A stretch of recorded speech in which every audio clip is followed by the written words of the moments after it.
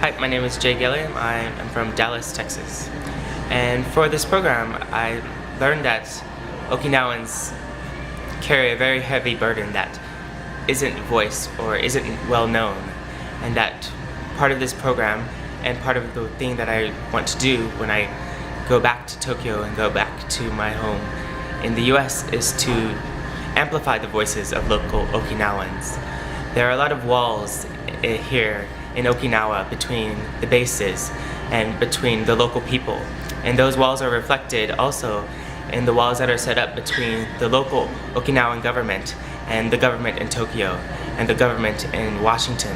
And those walls really need to come down before we can really make headway and make sure that the local Okinawans have a home that they can call their own, that they can freely enjoy without noise pollution from planes and helicopters, without being scared of accidents from those helicopters and planes coming into their neighborhoods and damaging and upsetting their daily way of life. You know, if there were bases that were this close to neighborhoods in the US, there would be lots of uprising with American citizens saying that this is unfair, that this is not right, that this is something we shouldn't have to bear the burden of. But here in Okinawa, it's a daily way of life that they have to bear. And it's really unfair and unfortunate. And they're fighting, and they've been fighting for a long time to make this burden not so burdensome on them, and to make sure that their island is an island of peace and not one that is made to make war easier, to have ships and planes to come in, to go into other places, to kill people, to fight for freedom when their freedom is not here and fully realized. And so I think that one of the most important things from this program that I got is that I have a closer understanding of that, and that I want to make sure that the people that are around me and the leaders in my residency in Tokyo and where I am a citizen in the US realize this, because I know that once they know what local Okinawans must live through daily, that they will help me also fight to make sure that their freedom is realized and that they can really fully enjoy their land. Thanks. If you have one message for other Americans, what would you say?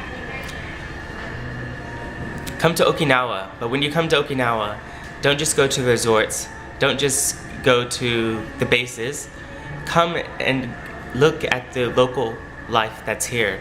There's a lot of great stuff that I was able to see on this trip that I think if I had come on my own, or I'd come with some friends and just gone to the beach, that I would not have seen. And it's so easy to ignore, but it's so important once you see it that the local Okinawan life is what it really makes Okinawa. Up under all of the bases, up under all of the city centers, that there's the local life, and that life is actually really good because it enjoys, it celebrates biodiversity, it celebrates peace, and all of these things are what make up the local Okinawan culture.